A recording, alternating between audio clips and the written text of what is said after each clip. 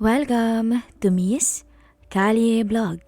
Samahan niyo po kong pakinggan ang istoryang ibabahagi ko sa inyo. Magandang araw. Ako nga pala si Carl. 21 years old, 5'11 ang height at medyo may build ang katawan. Mahilig kasi ako sa basketball. Moreno din ako na may pagkahawig daw kay Rocco Nisino. I'm currently working dito sa amin sa Pangasinan as a network engineer sa isang kilalang hotel. Pero nakatira ako sa bahay ng tita ko since malapit lang ito dito sa work ko at walking distance lang for 5 minutes siguro. I'm a shy type person. Kung hindi mo ako kikibuin ay hindi rin ako magsasalita unless magkakilala talaga tayo or super close tayo. Usual lang ang buhay ko. Bahay-trabaho lang, then uwi sa amin pag day off. Nangyari ang isishare kong kwento sa inyo last year lang, mga bandang April, nung magbakasyon ang anak ng tita ko dito sa Pangasinan. She's from Quezon City. Doon na kasi siya nakatira together with her daughter, pero hiwalay sa asawa. Si Ate Luisa. 34 years old, maiksi ang buhok, maputi, maganda ang kurba ng katawan. Natansya ko ay nasa 38, 26, 36 ang vitals niya. Nasa 5'6 to 5'8 naman ang taas. Hawig ni Angel Locsin kung iiksihan ng buhok. Kung pagmamasdan mo ay mukhang masungit siya, pero mabait at kalog pala. Nabuntis daw siya nung 19 years old pa lamang siya at tinakbuhan siya ng boyfriend niya that time. Kaya naman siya na lang ang nagpalaki sa anak niya. Kahit may edad na si Ate Luisa, ay hindi niya pa rin pinababayaan ang sarili. Asikasong-asikaso pa rin niya ang kanyang sarili, kaya naman napakaganda pa rin at kinis ng kanyang kutis. First time ko ulit siyang makita noon after how many years. Bata pa kasi ako noon, nung huling kita ko sa kanya. Pag uwi ko galing work, ay may kotse na nakaparada sa garahe. Hyundai ata yun. Kaya naman alam ko agad na may bisita si tita. Pagpasok ko ng bahay, nakita ko silang dalawa sa may sala. Nagkukwentuhan. Sabay nagmano muna ako sa tiya ko. Pagkakita sa akin ni Ate Luisa, ay agad niya akong nakilala. Uy, Carl! Ikaw ba yan? Ang laki mo na ah. Gwapo mo at ang tangkad pa. Kumusta ka na? Tanong niya. Okay naman te. Long time no see ah. Nahihiya ko namang sagot. Oo nga eh. Huling kita ko sa'yo maliit ka pa. Ngayon ang matured mo na. Sabay ngiti at kindat niya sa akin. Oo nga po. Kasama niyo po yung anak niyo? Tanong ko. Oo. Nandun sa kwarto. Natutulog. Napagod yata sa biyahe. Ganun po ba? Sagot ko. Oo. Halika. Sabay ka na sa aming magmerienda ni nanay para makapagkwentuhan naman tayo. Ang tagal nating hindi nagkita eh.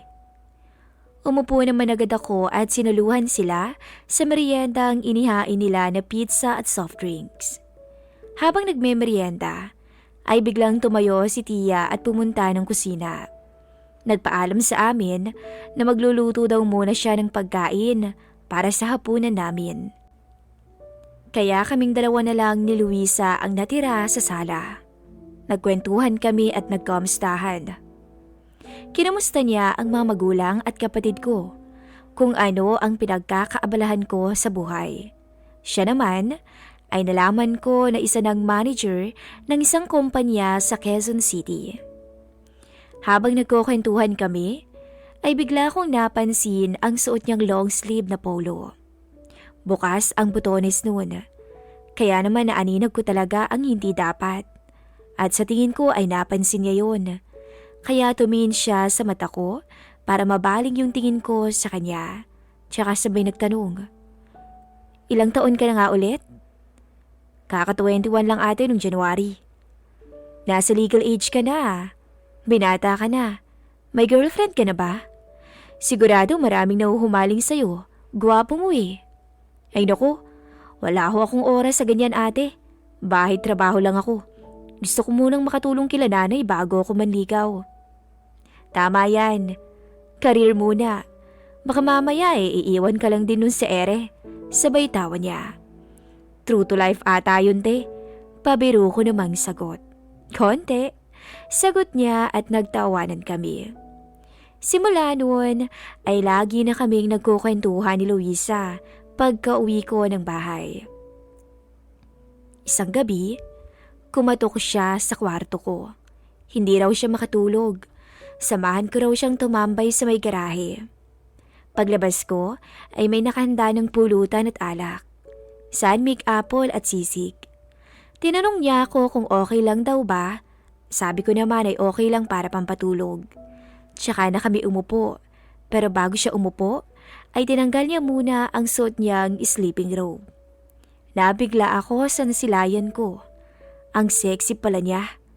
Nakasando lang siya na black at jersey short na maiksi. Yun ang unang beses na nawala ako sa wisyo dahil sa babae. Kahit may edad na siya, ay hindi ko maiwasang matakam kahit pa sinusubukan kong labanan ang aking sarili. Kaya naman panay ang inom ko ng alak. Bawat tungga ko ay napapasulip ako sa makikinis na hita ni Luisa hanggang sa tinanong niya ako. Carl, nagagandahan ka ba sa akin? Oo naman no. Ang ganda mo nga eh. Lalo na ngayon. Sagot ko. Talaga ba? Oo naman. Ang sexy mo pa nga eh. Sagot ko. Bakit walang nanliligaw sa akin? Alam mo, 34 years old na ako. Gusto ko na may makasama na sa buhay. Baka naman kasi andyan lang sa tabi-tabi. Hindi mo lang napapansin. Sobrang busy mo rin kasi sa trabaho mo. Tingin mo kaya meron? Oo nga eh. Halos wala na akong social life sa kakatrabaho. Oo naman ate. Meron yan no. Sa ganda mong yan at sexy. Imposibleng walang magkagusto sa'yo. Sana nga meron. Ikaw, Carl, may karanasan ka na ba sa babae? Mukhang tinamaan na siguro si Luisa ng espiritu ng alak dahil bigla niyang naitanong yun. San ate? Sagot ko naman. Nabigla kasi ako sa tanong niya. Alam ko naman kung ano ang ibig sabihin niya at nagkunwari lang din ako na hindi ko alam yung tinutukoy niya. Ano ka ba? 21 ka na. Huwag ka na nga magmaang-maangan dyan. Alam mo na yung tinutukoy ko, no? Ang sabi niya. Ano nga yun? Hindi ko nga alam yung sinasabi mo eh. Sagot ko naman. Sa gwapo mong yan, imposible na wala ka pang experience. Siguro marami na rin do. Bigla akong na-awkward at kinabahan. Hindi ko alam kung ano ang isasagot ko. Kasi ang totoo ay wala. Wala pa talaga akong alam. Wala pa akong karanasan pagdating sa kama. Yun nga eh. Wala pa talaga. Nahihiya ako na magsagot. Ha? Ano? Bakit wala pa? Teka, wag mong sabihin. Oo ate, sagot ko agad. Sabay tingin sa kanya. Naku, ang swerte naman na magiging una mo. Sabay ngiti at kindat niya sa akin. Di paano yan? Sariling sikap ka na lang. Sabay tawa niya. Oo nga eh. Ikaw ba ate? Kailan ba yung last mo? Nabigla ako sa sarili ko kung bakit ba bigla akong nabitawan ang mga tanong na yun. Marahil ay dala na rin siguro ng nainom namin. To be honest, matagal na. Simula nang pinanganak ko ang daughter ko. Sabay tawa niya. Napansin niya na paubos na ang aming iniinom, kaya tinanong niya ako kung gusto ko pa raw ba. Tumango naman ako. Tumayo siya tsaka nagtungo sa loob ng bahay. Pagbalik niya ay sinuot na niyang muli yung sleeping robe niya. Tapos ay dala-dala niya ang susi niya. Samahan ko raw siyang bumili ng alak. Sinabi ko sa kanya na ako na ang magdadrive, pero ayaw niya. Siya na lamang daw. Hinayaan ko na lamang siya at pumasok na sa kotse. Habang nasa loob ng sasakyan ay panay pa rin ang sulyap ko sa kanya. Napansin niya siguro yun, kaya kinalas niya yung robe niya. Halos mawala na naman ako sa katinuan ko nang mapagmasdan ko siyang nakasanto lang. Napakakinis niya talaga at talagang nakakahumaling. Habang nagtatanong ako kung saan ang daan namin papuntang convenience store, ay nabigla ako nang bigla siyang mag-U-turn. Ibang daan ang binagtas namin. Tinanong ko siya kung bakit. Ang sabi niya lang basta. Nagulat na lamang ako nang bigla niyang inihinto ang kotse. Bigla akong kinabahan at na-excite. At the same time, ay parang alam ko na ang mga kasunod na mangyayari. Anong ginagawa natin dito, te? Tanong ko. Basta, dyan ka lang huwag kang aalis. Sabay lock ng pinto ng kotse at nilakasan ng aircon. Kinabahan na naman ako. Tinanggal na niya ang seatbelt niya, sabay nilapit ang mukha niya sa mukha ko. Tsaka niya ako tinanong. Pansin ko, panay ang tingin mo sa akin ang wika niya.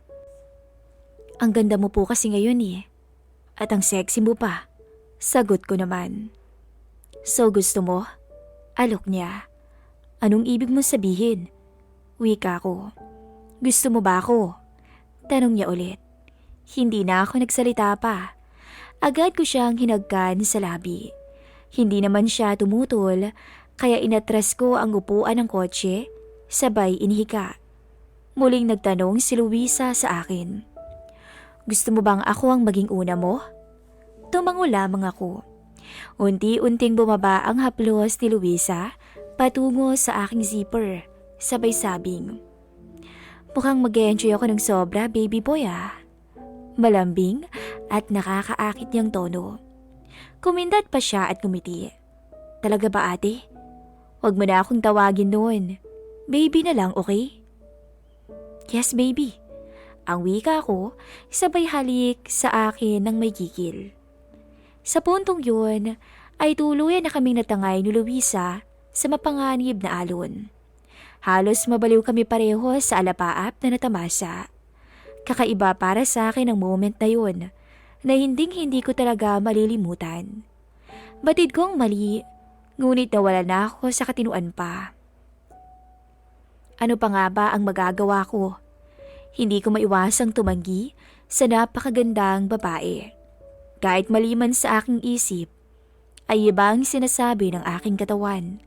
Lalo na nung sumampa sa akin si Luisa at siyang nagdikta ng lahat. Para akong nasa ulap.